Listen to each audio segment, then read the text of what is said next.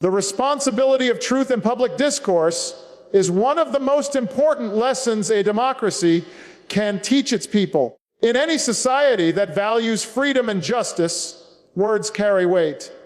They shape the way people understand the world, the way they view their neighbors, and the way they decide their future.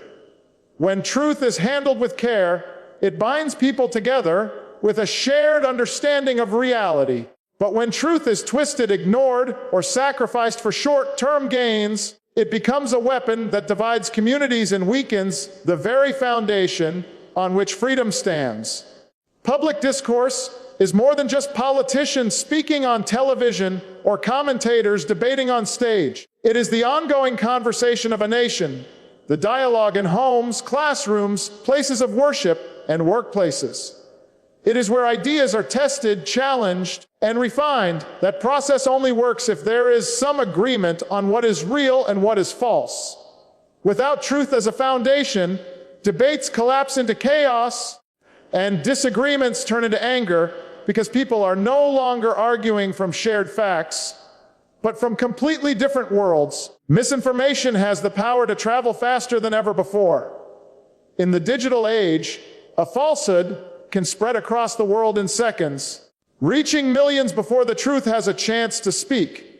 This creates a challenge unlike any faced in earlier generations.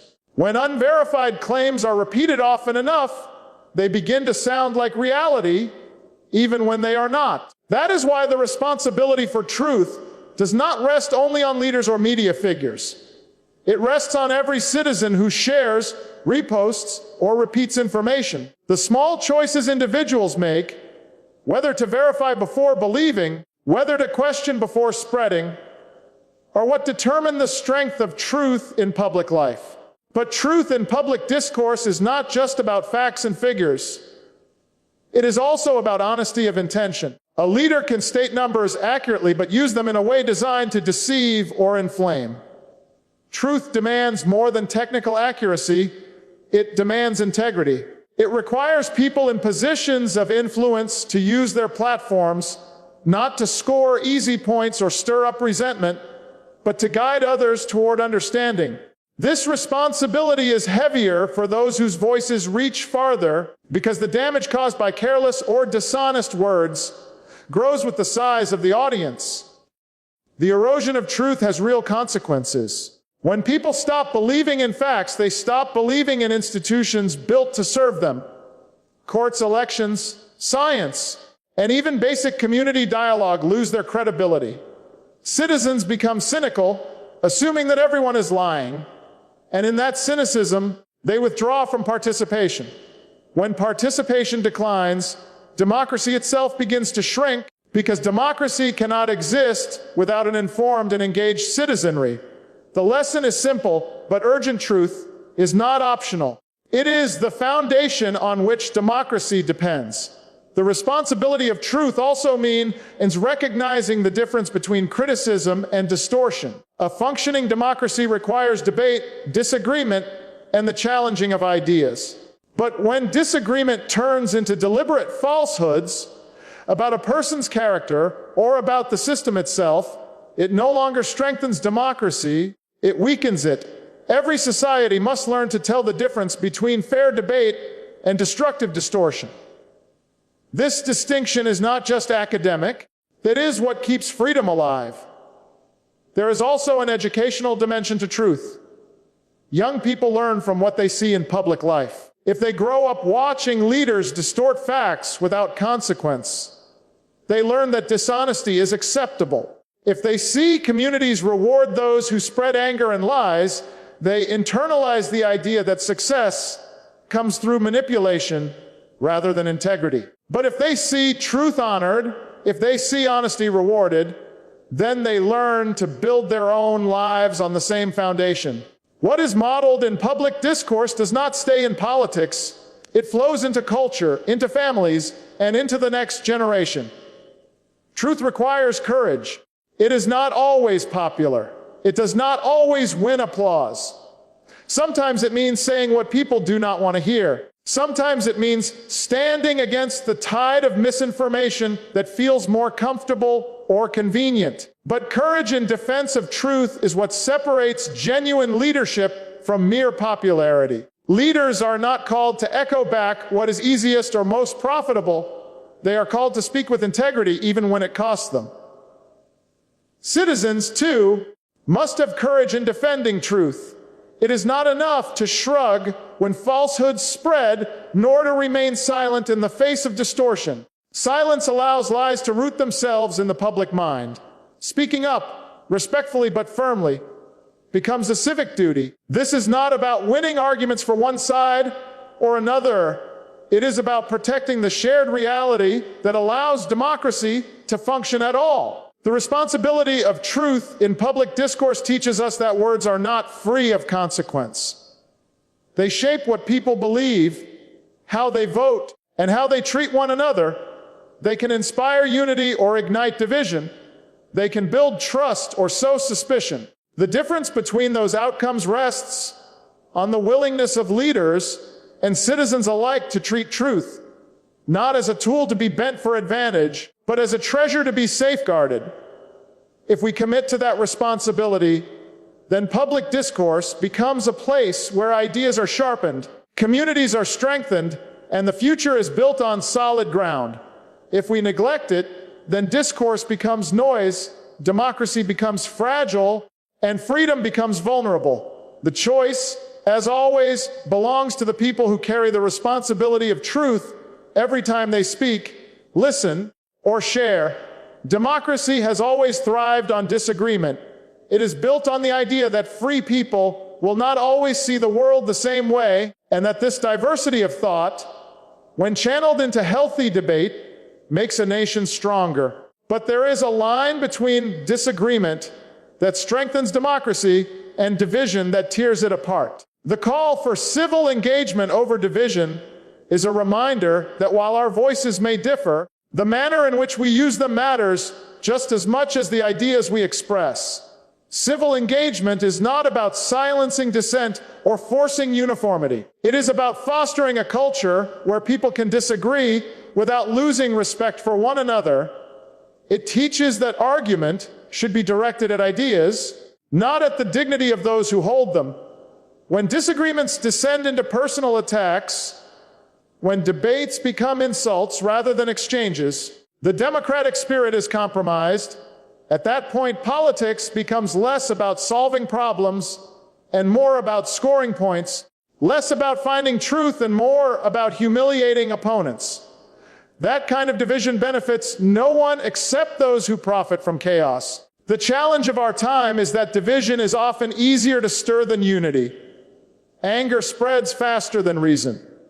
Outrage is more exciting than patience. In the age of social media and instant communication, the temptation to caricature opponents, rather than understand them, has never been stronger.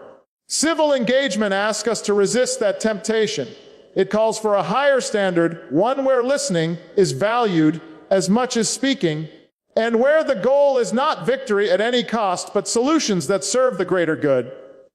In practical terms, civil engagement means being willing to sit across the table from someone who disagrees with you and still recognizing their humanity. It means acknowledging that the person on the other side of an issue also loves their family, also cares for their community, and also wants a better future, even if they see a different path to get there.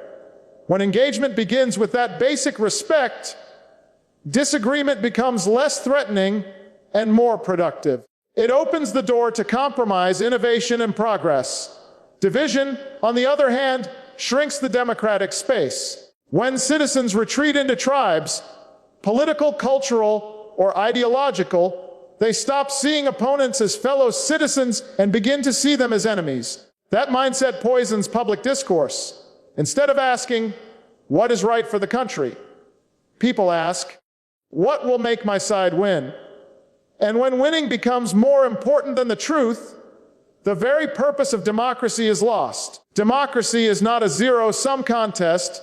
It is a shared effort to build a society that serves all its people. History offers lessons on the dangers of unchecked division. Nations that once prided themselves on freedom have stumbled into periods of unrest when political disagreements hardened into hostility. Violence often follows when dialogue breaks down because people no longer trust words to solve problems. This is why civil engagement is not simply a matter of politeness. It is a safeguard against the collapse of democratic order. The willingness to hear, to respond, and to seek common ground is what keeps disagreement from turning into conflict. Education plays a central role in fostering this culture of engagement. From classrooms to civic institutions, societies must teach that democracy is not about silencing others, but about strengthening dialogue. Students who learn how to debate respectfully, to question critically, and to listen with empathy grow into citizens who carry those skills into public life. They become less vulnerable to the allure of division and more committed to the practice of constructive engagement. The habits of democracy are not inherited. They must be taught and nurtured. Civil engagement also demands responsibility from leaders. When leaders model respect, when they show restraint in rhetoric, and when they focus on uniting rather than dividing, they set a standard for their followers. But when leaders traffic in insults, exaggerations, or deliberate polarization, they license their supporters to do the same. That is why the language of leadership matters. It signals to a nation whether politics will be a space of solutions or a battlefield of grudges. There is also a spiritual dimension to civil engagement. It reflects the belief that each person carries inherent worth and that dignity does not depend on political alignment. This perspective creates room for humility, the recognition that no individual or party holds all the answers. Humility in public discourse makes space for learning, for correction, and for growth. It encourages us to see disagreements not as threats to our identity, but as opportunities to refine our understanding. None of this means that engagement is easy. It requires patience in a world that rewards quick reactions. It requires empathy in a climate that thrives on outrage. It requires courage to reach across divides when it feels safer to remain with those who agree with us. But the effort is worthwhile because civil engagement strengthens the social fabric that holds communities together. It ensures that even in disagreement, there remains a common commitment to the nation and its future. The call for civil engagement over division is, ultimately, a call to remember what democracy is for. It is not simply a competition for power. It is a system designed to bring people together to solve common problems. It only works when citizens choose dialogue over hostility, understanding over caricature, and unity of purpose over tribal loyalty. Division may offer short-term victories, but civil engagement offers lasting strength.